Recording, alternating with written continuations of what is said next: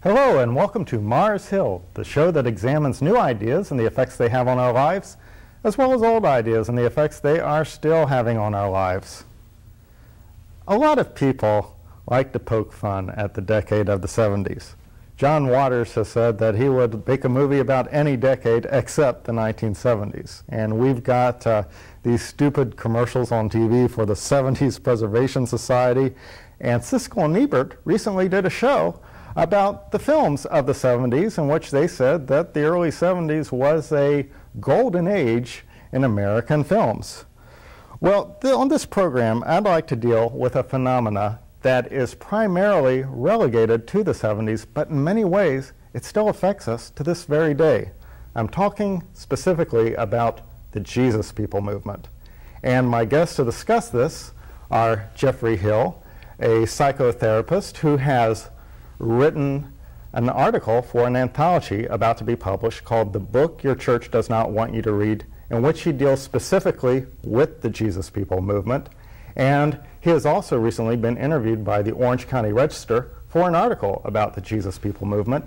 And you might be interested to know that he has also written this book called Illuminating Shadows, which concerns itself with mythological imagery in films. And of course, to also help us put things in perspective, we have Priscilla Coates, who is the director of the Los Angeles Cult Awareness Network. I'd like to start this discussion by shooting this question at Geoffrey.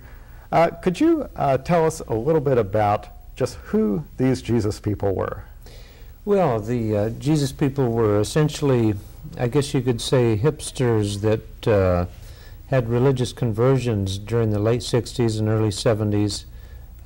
They were essentially people that were on a spiritual search, and depending on where they lived geographically, if they lived in a more conservative section of the world, such as a place like Orange County, they would, in their quest, end up in a fundamentalist evangelical community rather than, say, a New Age community if they lived, for example, on the west side of Los Angeles.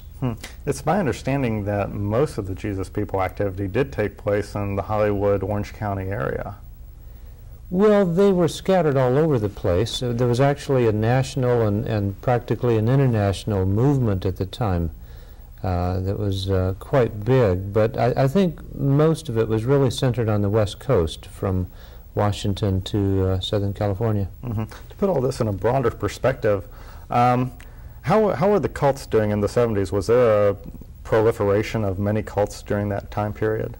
Yes, a very great proliferation. And why do you think that is, what that was? I guess my own personal thought is that a lot of people who had no ethics and no principles at all found that it was a wonderful way to make a lot of money and get a lot of power very quickly.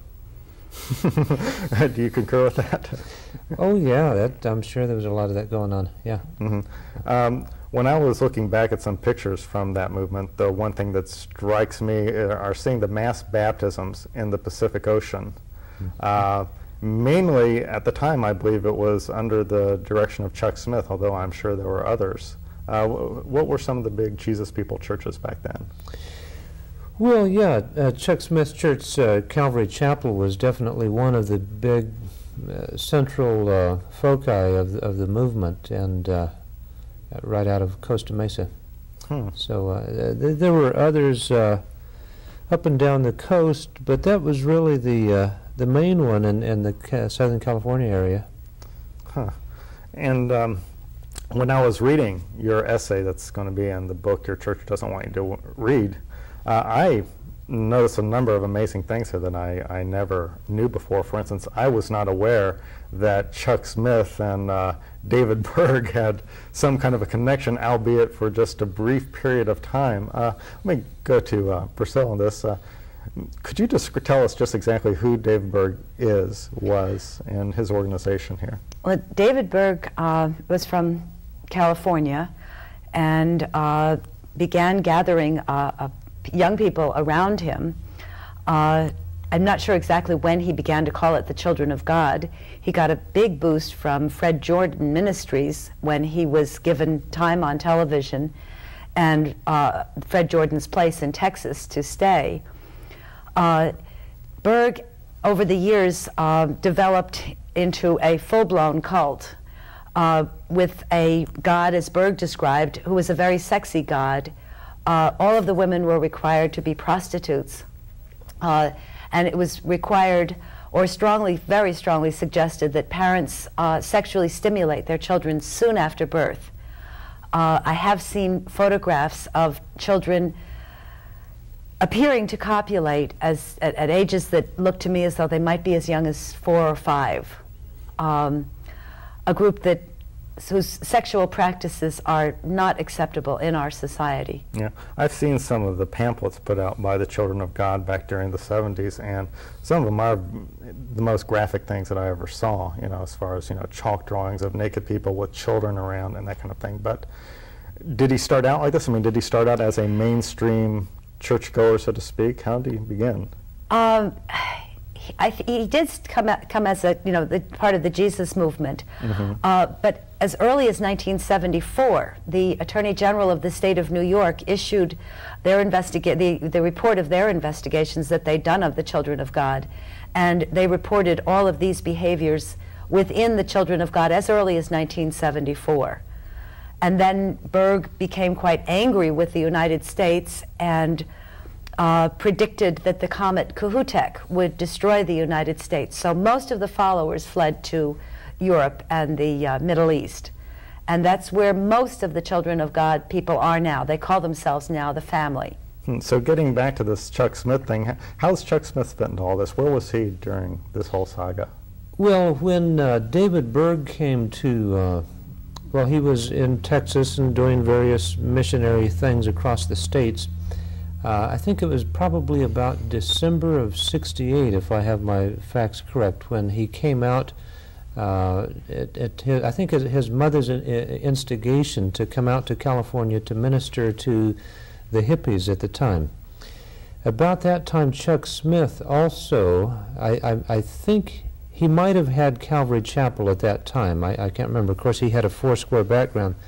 But at some point in the 60s, either before or during the time that David Berg came to California, Chuck Smith actually sang in David Berg's mother's church. In other words, he would sing solo performances in between her sermons and so forth. Well, along about the time that David Berg started his ministry to the hippies was about the same time that Chuck Smith also started doing the same through Calvary Chapel. Now, if this was during the late 60s, I'm just wondering where David Berg was as far as theologically and his views concerning sex were at this time, because I'm wondering if maybe Chuck Smith had knowledge of where David Berg would go, or if Chuck Smith was simply in the wrong place at the wrong time, making the wrong connections.